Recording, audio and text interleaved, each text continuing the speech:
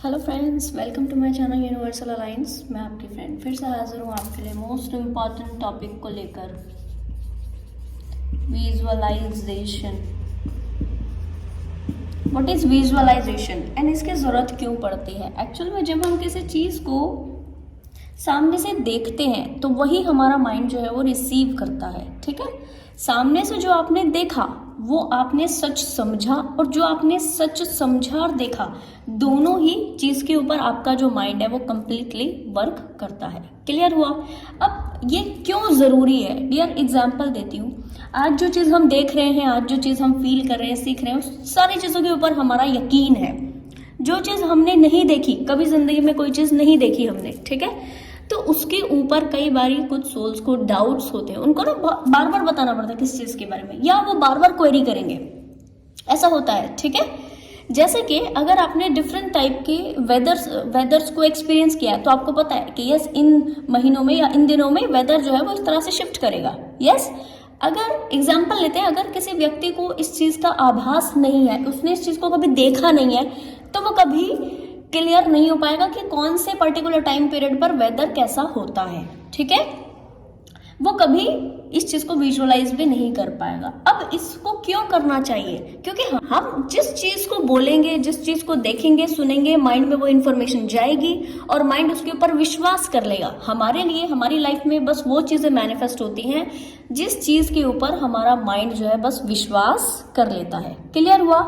दिमाग का विश्वास कर लेना मैनिफेस्ट कराता है चीजों को। अब ये कब मैनिफेस्ट होगी? एग्जांपल के लिए, आज आपने किसी कार को देखा और आपने मैनिफेस्ट किया कि ये कार मेरे पास होनी चाहिए, मुझे भी ऐसी कार चाहिए, ऐसा आपने विजुअलाइज किया। ठीक है, सेम एनर्जी में अब ये एनर्जी आपके माइंड में गई और इसने प्रोसेस करना शुरू किया कि आप जब कार में होंगे तो ऐसे होंगे, आपको ऐसा फील हो रहा होगा, आप ऐसा फील हो रहे होगा। तो ये क्या है? ये विजुअलाइजेशन है। क्लियर हुआ आपको? यह है विजुअलाइजेशन। जब हमने एक चीज देखी, उसको फील किया, उसमें हम खुद को एक्सपीरियंस करने लग गए, या उस चीज उस एस्पेक्ट के साथ खुद को जोड़कर एक्सपीरियंस करने लग गए। ठीक है, अब जब आप ये एक्सपीरियंस करते हो डियर, कुछ टाइम बाद क्या होता है कि डिवाइन टाइमिंग पर वो चीज आपकी लाइफ में आती है। ये 100% होता है। आज जो व्यक्ति कुछ भी जी रहा है वो उसका पास्ट कुछ ईयर का मैनिफेस्टेशन है जो फुलफिल हो रहा है उसकी लाइफ में, चाहे वो मैं हूं, चाहे वो आप हो। समझ में आया इतना? तो ये लॉ ऑफ अट्रैक्शन में जरूरत पड़ती है विजुअलाइजेशन की। हम अगर अच्छा देखें तो हम अच्छी चीज के ऊपर यकीन करेंगे, है ना?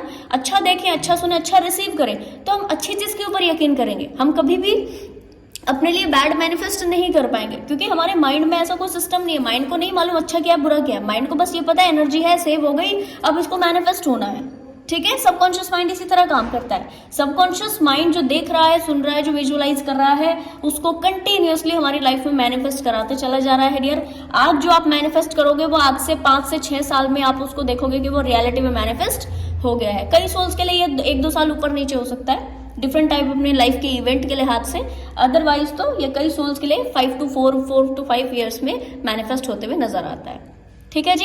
इनफैक्ट ये तो छोड़ दो, बड़ी चीजें के लिए हम छोड़ दें, आज हमारा जैसा माइंडसेट है, बिल्कुल पॉसिबिलिटी है कि कल भी हमारा वैसा माइंडसेट रहेगा। क्लियर हुआ? परसों भी वैसा माइंडसेट रहेगा। कारण क्योंकि माइंड ने वो एनर्जी रिसीव की है, देखी है, एंड चीजें ओके हो रही है। क्लियर हुआ? अब इसके लिए हमें क्या चाहिए सकता है? पहले पिक्चर। विजुअलाइजेशन के लिए हमें क्या लगेगी? पिक्चर। किसी चीज को डायरेक्ट पिक्चर हम अगर देखें, किसी चीज की डायरेक्ट पिक्चर देखें, हम उसको डायरेक्ट फील करने में हमें आसानी हो जाती है। ठीक है, ये कुछ ऐसा है कि अगर हमने आज कहा एप्पल, तो एप्पल की इमेज हमारे सामने आ गई, क्योंकि हमने हजारों बार देखा है उसको अभी तक।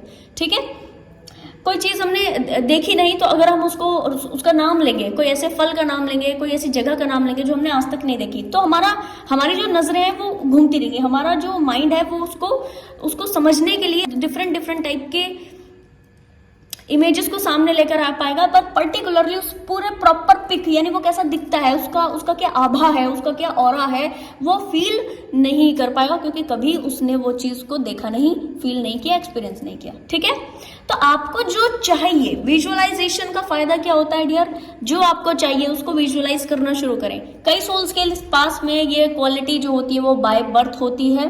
जैसे कि नंबर 2 वाले लोग, जैसे कि नंबर 3 वाले लोग।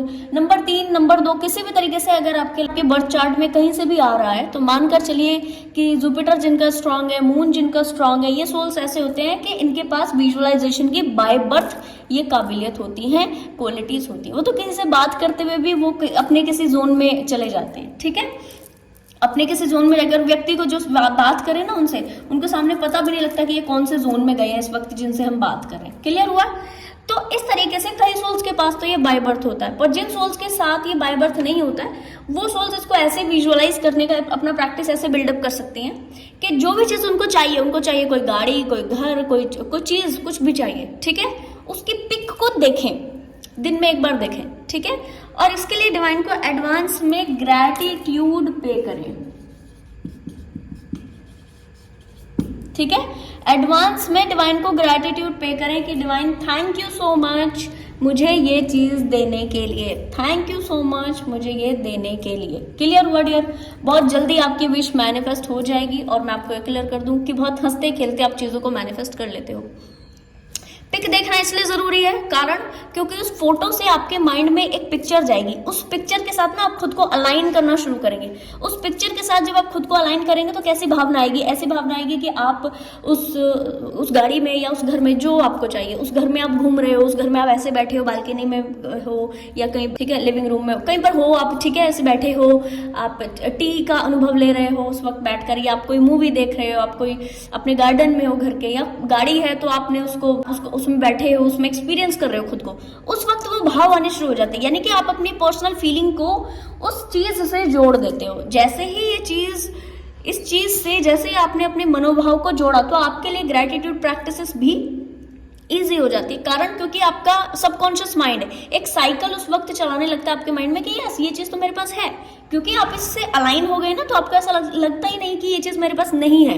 आपको लगता है ये चीज तो मेरे पास है, गाड़ी तो मेरे पास है ना, घर तो मेरे पास है, और जो भी आपको चाहिए वो तो मेरे पास ऑलरेडी है।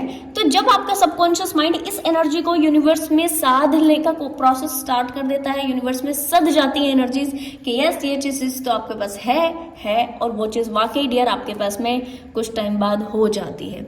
अब इसका पूरा डिवाइन टाइमिंग डिवाइन के हाथ में है। इसका पूरा डिवाइन टाइमिंग मैं कहूंगी आपने तब तक के लिए ग्रेटिट्यूड प्रैक्टिसेस एंड मैनिफेस्टेशन करनी होगी, विजुअलाइजेशन प्रैक्टिसेस को करना होगा तब तक जब तक लिटरली आपका ये विश पूरा नहीं हो जाता।